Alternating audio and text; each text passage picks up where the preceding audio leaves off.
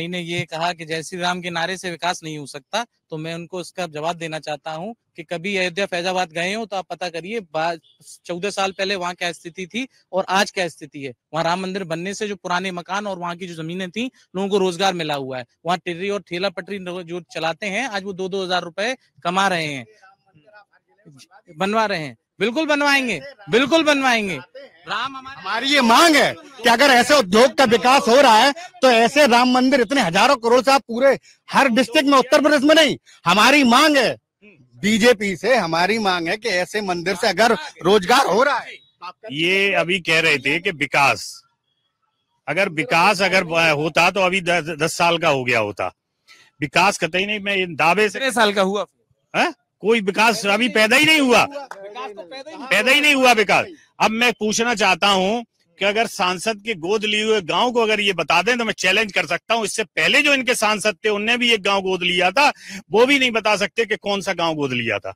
जब उस गांव का विकास नहीं हुआ तो ये कैसे गिना सकते हैं कि इटावा में सांसद ने विकास किया? कौन सा? एक मिनट इस पे बात। बहेड़ा का गांव देख आओ, उसका आप गार्डन देखो, पूरे इटावा में नहीं मिलेगा। और सुनिए आप जो ये बात कर रहे हैं ना कि राम की वजह से तो जो पूरी सृष्टि ही चल रही है, राम को न मानने वाली तो आज पैरों पे खड़े हैं। ये राम, पाकिस्तान, हिंदू, मुसलमान, इनके अलावा इनके पास कोई न शब्द है, न इनके पास कोई मुद्दा है। अगर हमारे भाइयों का बेरोजगारी, रोजगार, शिक्षा, पेपर लीक, बॉन्ड, इनके ऊपर इनके पास कोई जवाब नहीं। ये सरकार इतनी भ्रष्टाचार में लिप्त है कि इस देश का प्रधानमंत्री संसद में खड़े होकर जवाब नहीं दे पा रहा। आप आज हमारे सामने कैमरा लगाए हैं, लोगों के सामने कैमरा लगाए, प्रधानमंत्री की हिम्मत नहीं है कि वो किसी प्रेस कॉन्फ्रेंस कर ले। इतना डरा हुआ प्रधानमंत्री, और इन्हीं के सांसद कह रहे हैं कि सरकार बदलने दीजिए। सुब्रमण्यम स्वामी का बयान देखिए, इन्हीं का सांसद कह रहे हैं जेल जाएंगे नरेंद्र मोदी, इनसे बड़ा भ्रष्ट कोई नहीं है इस देश में। जब इतना बड़ा भ्रष्ट प्रधानमंत्री, इनके वित्त मंत्री के पति कह रहे हैं, इनके लोग कह रहे हैं कि लोग ये भ्रष्टाचार कर रहे हैं, और ये हम लोगों को बता रहे कि भ्रष्टाचार नहीं हो रहा। कौन सा ऐसा मामला है, कौन सा ऐसा विकास का इन्होंने कार्य कर दिया जो ये यहाँ कह रहे हैं? विकास की अगर बात आए, विकास की अगर देखिए, देश के प्रधानमंत्री को छोड़िए, भारत का एक एक भारतीय जनता पार्टी का जवाब देने को तैयार है कार्यकर्ता। प्रधानमंत्री तो छोड़ दीजिए, एक एक कार्यकर्ता। जी, जैसे हमारे भाई भ्रष्टाचार की बात कर रहे थे, आपको याद होगा कि स्वर्गीय राजीव गांधी जी जो इस देश के प्रधानमंत्री थे, उन्होंने कहा था कि जब मैं जनता के लिए 1 रुपया भेजता हूं तो वो नीचे पहुंचते 10 पैसे रह जाता है। आप देखिए आज आदरणीय मोदी जी की सरकार में कितना सुधार आ रहा है कि अगर वो 1 रुपया भेजते हैं तो जिसके पास वो रुपया जाना है पूरा 1 रुपया उसके पास पहुंचता है। ये जो बैंक अकाउंट जीरो बैलेंस में खुलवाए थे, लोग मजाक उड़ा रहे थे कि इतने गरीब लोगों के अकाउंट खुलवाए जा रहे हैं, इसका क्या होगा? आज वो अकाउंट उन्हीं लोगों के लिए काम आ रहे हैं। गैस सब्सिडी उनके पास जा रही है, मकान बनवाने का पैसा उनके पास जा रहा है। जितनी एक मिनट जितनी भी योजना से जितनी भी योजना है, अभी आप बोल रहे थे हम बीच में नहीं बोले, अभी आप बोल रहे थे हम बीच में नहीं बोले। अरे भैया, उसके आपके पास जवाब लेने जाएंगे ना तो जब बात ही खत्म नहीं करिए। मैं जब तक जब तक नहीं बोल पाए, बताइए, आप पूछिए, मैं जवाब देता हूँ। मैं तो ये पूछने आया था कि इटावा में जब आप जनता के बीच में जा रहे हैं, आप लोग किस मुद्दे को लेकर जनता से बात कर रहे हैं? मेरा मुद्दा, हमारे राष्ट्रीय अध्यक्ष केवल विकास की बात करते हैं। उससे पहले उनके पिताजी आदरणीय स्वर्गीय नेताजी, जिन्होंने विकास की बात की और विकास को करके दिखाया, नौजवान किसान मजदूरों के हक में फैसला लेके दिखाया, उन कामों को आगे बढ़ाने का काम आदरणीय अखिलेश यादव जी कर रहे हैं। आज इटावा में जो भी देख रहे हो, कहने की तमाम बातें हो, ये सारा काम आदरणीय अखिलेश यादव जी का है, स्वर्गीय नेताजी का है। ये हमारे मित्र साथी हैं, हमारे इटावा के रहने वाले हैं, ये सब जानते हैं। इटावा से बाहर जाते हैं, बंबई में जाते हैं, चेन्नई में जाते हैं, केरल में जाते हैं, कर्नाटक में जाते हैं, और जब कहीं दिक्कत आती है तो यही लोग बड़े सहजता से कहते हैं कि मैं इटावा का सैपई का रहने वाला हूं। ये विकास है, ये समाजवादी पार्टी ने धरोहर दी है इटावा के लिए। इस धरोहर को कोई नकार नहीं सकता है, चाहे मैं हूं, चाहे मेरे बीजेपी के मित्र हो, चाहे कोई रहे हो। जहां तक एक पुल की बात करते हो। केवल नफरत फैलाना, देश भावना के साथ काम करने का अगर किसी को अगर आता है तो केवल बीजेपी पार्टी है। रामनगर फाटक पे पुल बन रहा है, सारे हाथ उठ गए आपके। हमारी पार्टी का स्वीकृत किया हुआ पुल आज बन रहा है, लेकिन हमारी पार्टी ने वहां पे स्वीकृत किया था तो इटावा का सबसे महत्वपूर्ण इलाका है, सिविल लाइन, जहां पे डीएम आवास भी है, कचहरी भी है, सारे अफसर है, वहां पे आरओ भी नहीं होना चाहिए था, ओवर ब्रिज होना चाहिए था। जिन्होंने आज एक ऐसी व्यवस्था करती है कि जिंदगी भर समस्या रहेगी। आप दिल्ली में देखते हैं, बंबई में देखते हैं, इस तरीके से कई पुल बनते हैं, उतार चढ़ाव। जवाब वो भी जवाब ले लेता हूँ जो अब तक बात नहीं कर पाए। हाँ, एक बार जो अब तक बात में चर्चा में नहीं आ पाए। इस देश में अभी तक जो चर्चा होनी चाहिए उस विषय पर चर्चा नहीं की जा रही है। इस देश में अगर किसी ने सबसे ज्यादा अगर हुकूमत की तो कांग्रेस ने की, उसके बाद बीजेपी सरकार ने दी और कम्युनिस्ट पार्टियों ने की। इस देश में मूल निवासियों की कभी किसी ने बात नहीं की। जैसे बीजेपी के छापनाथ है, ऐसी समाजवादी पार्टी के नागनाथ है, क्योंकि आज तक इन्होंने कभी भी प्रमोशन के बिल में इन्होंने हमेशा फाड़ने का काम किया, जिसमें शेड्यूल कास्ट के लोगों का जो उन्नति में प्रमोशन था उसको काम करने का, बिगाड़ने का काम अगर किसी ने किया तो अखिलेश गवर्नमेंट ने किया।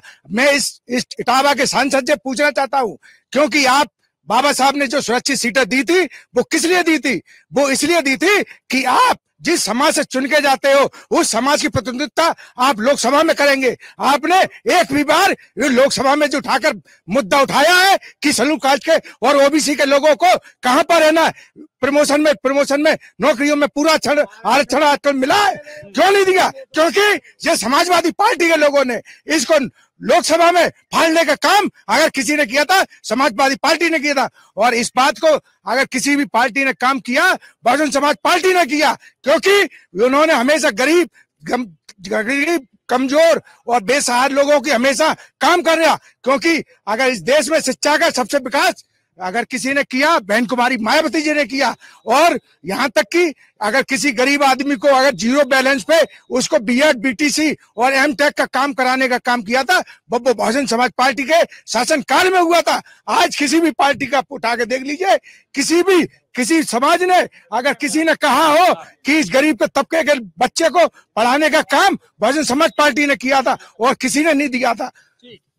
आपने अपने मुद्दे तमाम रखे। समाजवादी पार्टी ने ये किया था कि बीएसपी को 0 से उठा के 10 पे पहुंचा दिया था और बीएसपी आज फिर नीचे आ गई। और बीएसपी के काशीराम जी को माननीय नेताजी ने टिकट देकर यहाँ से जिताया था और आज बीएसपी ने किया क्या? टिकट बेचे हैं, एक भी सांसद नहीं है, विधायक नहीं है, कहीं है नहीं। बी टीम बन के काम कर रही है, पूरी बी टीम, पूरा सपोर्ट, पूरा समर्थन। आपको 0 से लेके 10 सांसद समाजवादी पार्टी ने दिए, बदले में आपने हमारे 7 से 5 ही कर दी। आपके सारे सहयोगियों के साथ ही हो रहा है। पश्चिम चले जाइए, वहां पर भी एक सहयोगियों को सांसद दिए, वो भी कहीं और चले गए। हाँ, अब नहीं होगा, अब नहीं होगा। क्यों? उम्र से ही तजर्बा आता है। अच्छा, अब वो तजुर्बा आ गया है जी। जैसे अभी खुद कबूल किया भाई साहब ने, उम्र से ही तजुर्बा आता। अभी तक तजुर्बा शायद अखिलेश यादव को था नहीं, जहां तक की बात है। और दूसरी बात, आप ये कह रहे हैं कि मायावती जी की जान बचाने वाले कौन थे गेस्ट हाउस काउंट में? भारतीय जनता पार्टी के कद्दावर नेता स्वर्गीय श्री ब्रह्मदत्त द्विवेदी जी। अगर वो कह रहे हैं कि 10 तक पहुंचाया, तो जब मायावती जी रहती ही नहीं तो कहां कौन पहुंचा पाता? कौन से गठबंधन होते? तो भारतीय जनता पार्टी ने ही उन्हें बचाया था, कोई भी आगे बढ़ के नहीं आया था। बात आरक्षण की थी, चली गई गेस्ट हाउस का। नहीं, मैं ये कहना चाहता अभी भाई साहब, अभी हमारे जो आरोप लगा साक्षी महाराज पे लगा, वो कर रहे थे कि एससी और एसटी के लिए सरकार ने क्या किया। मैं एक बात कहना चाहता हूँ कि एससी एसटी का विचार जितना हमारे देश के प्रधानमंत्री नरेंद्र मोदी जी करते हैं उतना किसी ने नहीं किया। 5 लाख का आयुष्मान का कार्ड देने का काम भारतीय जनता पार्टी के प्रधानमंत्री मोदी ने दिया। किसान सम्मान निधि देने का काम प्रधानमंत्री मोदी जी ने दिया। और 2.5 लाख के आवास जो दिए गए हैं, जो बरसात में छतें टपकती थी उनको पक्का मकान देने का काम आदरणीय प्रधानमंत्री मोदी जी ने दिया। यही नहीं, राशन मिल रहा है, याद दिलाना पड़ता है। जो साहब, ये चुनाव जो है, ये चुनाव सिर्फ राष्ट्रीयता पे है, भारत की अस्मिता पर है, एकता पर है, अखंडता पर है। आपके हिस्से के मुद्दे वही जो सीमाओं को बचाएगा वो रहेगा। मोदी जी ने देश के विकास में और देश की रक्षा के लिए जो काम किया, जो सर्जिकल स्ट्राइक हमने करके अपने जवानों का जो बदला लिया, वो जीतेगा। मजहबी बात हमने की ही नहीं, इतनी अकल हमें थी ही नहीं। ये केवल मजहबी बात करते हैं, पाकिस्तान की बात करते हैं, पाकिस्तान से इलेक्ट्रल बॉन्ड का चंदा लेते हैं। दूसरी बात, जिन्होंने पूरी डिजिटल इंडिया की बात की, उसको लाने वाला कौन था? कांग्रेस पार्टी, जो पूरा का पूरा डिजिटलाइजेशन हुआ है। आप पुराने इनके जितने घोषणा पत्र उठा लिए, पुराने घोषणा पत्र उठाइए, उसी पर तो हम उनका प्रोग्रेस रिपोर्ट बनाएंगे ना। आप देखिए उन्होंने क्या वादा किया था, डिजिटल इंडिया, ये इंडिया, वो इंडिया, कहाँ है आज? वो सारे नारे भूल गए। इंडिया यही तो है। अभी फिर आप बोले डिजिटल इंडिया, डिजिटल और वो तक पहुंच गए फिर ये और वो तक ये अभी डिजिटल इंडिया के बाद, इसके बाद बात कर रहे हैं संविधान के साथी साहब, आप ही के साथी, क्या वो अच्छी बात नहीं करते? संविधान की बात करते, वो अच्छी बात नहीं करते। मैं संविधान की बात सुन लीजिए। संविधान 391 अनुच्छेद से लेके, आपका बीएसपी के हमारे मित्र कह रहे थे, 391 अनुच्छेद से लेकर 394 तक में संविधान बदल दिया गया है। ये मैं दावे से बात कर रहा हूँ। जो विस्तार बना है वो, और जो संख्या बढ़ने वाली है वो, उसमें आरक्षण नहीं होगा, और उससे आप देखना क्या होगा। दलित वंचित समाज की बात आप देख लीजिए, और धारा की अनुच्छेद 360 के द्वारा पूरा संविधान को बदल दिया जाएगा। मैं इस बात की गारंटी लेता हूँ। और तीसरी बात, सरकार का दावा, मैं संविधान की बात करना चाहता हूँ। अभी हमने सीए बिल लागू किया, नागरिकता संशोधन कानून। एक बात बताइए आप, जो हमारे पाकिस्तान में लोग जो थे, पारसी थे, सिख थे, जैन थे, वो इतने लोग थे, अगर वो हमारे देश में आकर रह रहे हैं और उनको हम यहाँ पर उन्हें मूल निवासी बनाना चाहते हैं, तो सीए के विरोध क्यों? वो आपके लोग नहीं है क्या? वो आप लोग के लोग नहीं है क्या? आप महिला आरक्षण की बात कर रहे हैं। एक मिनट आपकी बात का मैं जवाब दे रहा हूँ। सुनिए यार, सुनिए। वो नहीं हो पाता। अच्छा सुनिए, ऐसा है, ये कहा सीए का कोई विरोध नहीं कर रहा, कोई किसी का विरोध नहीं कर रहा। बात ये है कि आपने कहा पाकिस्तान में जो लोग हैं उनको आप ले रहे हैं किसी मजहब के हिसाब से, कि जो अन्य मजहब हैं केवल एक मजहब को एक्सक्लूड कर रहे हैं। देखिए दुनिया में कहीं एक मिनट आप एक मजहब के निशाना बनाते हैं और उसको ध्यान में देते हैं, और बाकी मजहबों को लेके आप ड्रामा खड़ा करते हैं, और जब किसान आंदोलन करता है तो उनको भी आप कुछ कहने लगते हो, है ना। मैं कहना मैं बहुत अच्छी बात पसंद नहीं करता कि मैं कुछ ऐसा कहूं, पर सबसे बड़ी बात यह है कि इनको ये समझ में नहीं आता है कि आप श्रीलंका के बारे में क्यों नहीं कहते। वो तमिलियन जाफना में है, उनके बारे में तो आपने कुछ नहीं कहा आज तक। वो नहीं मारे गए क्या? वो सिंगालियों ने नहीं मारे क्या? आप उसके बारे में क्यों नहीं बोले? आपने वहां के लिए कोई क्यों नहीं रखा? इसका कोई जवाब नहीं है। इसलिए इनकी मंशा है जो ना बड़ी ही खतरनाक नजर आती है, और ये देश को तोड़ने वाली है। ठीक है, मैं एक पक्ष आपका हर दल से एक बार होकर फिर मैं आप पर भी आ रहा हूँ साहब। क्योंकि इस टाइम जो मीडिया के बंधु और जो सोशल मीडिया के माध्यम से जो आज बीएसपी को हाशिए पे दिखाया जा रहा है, परंतु बहुजन तो साहब आपके पास माइक लेकर आऊं और आरोप आप हम पर लगा दें। ये माइक इसलिए आपको हम कहते हैं क्योंकि हमारी पार्टी पूंजीपतियों की पार्टी नहीं है, ये गरीब तबके की धन्ना सेठों की नहीं है। अगर किसी में आपको अभी आपने उठाकर देखा होगा, अगर किसी ने चंदा दिया है तो सबसे ज्यादा बीजेपी को, उसके बाद कांग्रेस को, इसके बाद समाजी पार्टी को, बीएसपी को किसी ने नहीं दिया। और जो भी विकास कानपुर देहात से अलीगढ़ तक दिखाई दे, एक एक ईंट, खिड़की, दरवाजे सब नेताजी के देने, और जिनका सेना में की सीट बिकी, आप देखिए इटावा की सीट बिक रही है। कल्ली बदली गई है, मैनपुरी की टिकट कल्ली बदली गई है, यही बताया जा रहा है कि वो ज्यादा देके आ गया। अच्छा मैनपुरी की जोड़िए, आज फिरोजाबाद की बदली गई, उसने भी ज्यादा रुपया दे दिया। अच्छा सीट तो समाजवादी पार्टी ने भी खूब बदली, ये भी तो खूब बोला जा रहा है। हमारे ऊपर रुपया दे, कोई आरोप ये नहीं लगता कि रुपए से देते। कंफ्यूजन क्यों रही? मैं तो कंफ्यूजन पूछ रहा हूँ, ये कंफ्यूजन क्यों रही कि एक बार दिया, 2 बार दिया, 3 बार दिया? नहीं, उसकी तो बात ही है ना, जात समीकरण के आधार पर हम लोगों की आंतरिक रिपोर्टें पहुंचती हैं, पर्यवेक्षक जाते हैं, जिले में सर्वेक्षण करते हैं, तो जो तो नहीं कर रहे हैं तो लोगों ने कमेटी ने मांग की, वो भेज दिया। उसका जब सर्वेक्षण हम लोग को पता चला, आप कह रहे गरीब की बेटी हो, हिंदुस्तान में नोटों की माला बहन जी के अलावा किसी ने पहनी है?